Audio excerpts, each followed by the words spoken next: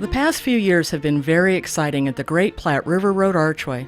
All the changes and improvements mean the attraction just keeps getting better and better. Probably the biggest change is the addition of the Great Plains Cultural Learning Trail. Just north of the archway, visitors can cross the historic 1914 bridge, take a minute to feed the massive carp and other native fish that live in the lake. But once across, you step back 150 years or so in time.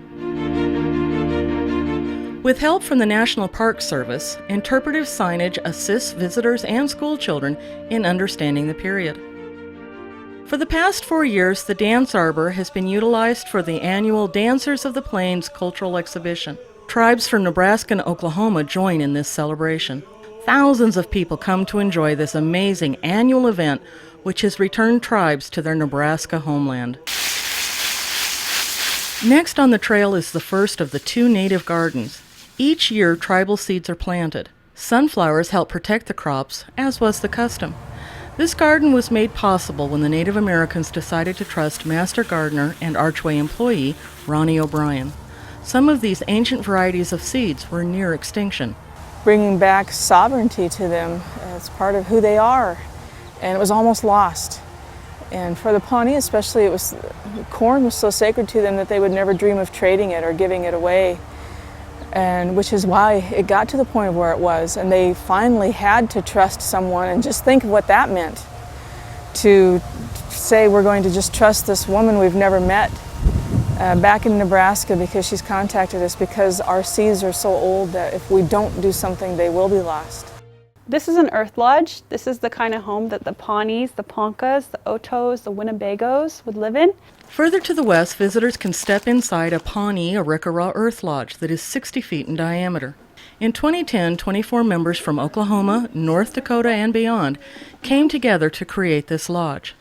It's one of the largest traditionally built lodges in North America. Noa akidahu, kikurus tarasa electa red corn. I said, hello, I said, good afternoon. My name is Electa Redcorn. I'm a member of the Pitahawidat Nation. Each summer, Pawnee tribal members from Oklahoma come to work at the lodge and talk to visitors. I believe that, naturally we're ambassadors for our people. We don't have to be the voice of every member of the Pawnee Nation or the voice of all Indians, but as far as our own experience, we can share what we know. And every day we go home with tons of questions, so much that we don't know, and it makes us want to learn more. A drying rack for meat and produce outside the lodge adds to the scene. So we're going to be looking at the different kernels. In the second garden, west of the Earth Lodge, the Pawnee also help raise the native crops and learn about the processes as well as their history while they are here. I see it getting to the point where hopefully we build an Earth Lodge in Oklahoma to use for our own educational purposes, and encourage Pawnees to return to some of our agrarian lifestyles that we had prior to the removal. Because after you had boiled them, they had gone through quite a bit of agitation. The last spot on the trail is the homestead site. Visitors can experience life in a reproduction sod house. Miss Katz, as well as other reenactors, talk to the visitors about what life was like on the prairie. In regards to your melon, it's actually an heirloom melon from the 1860s.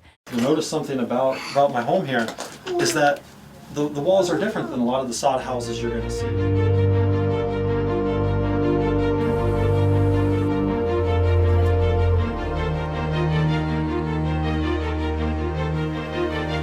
We invite you to come, see, and explore the Great Platte River Road Archway and the new Great Plains Cultural Learning Trail. Begin your own pioneering experience today.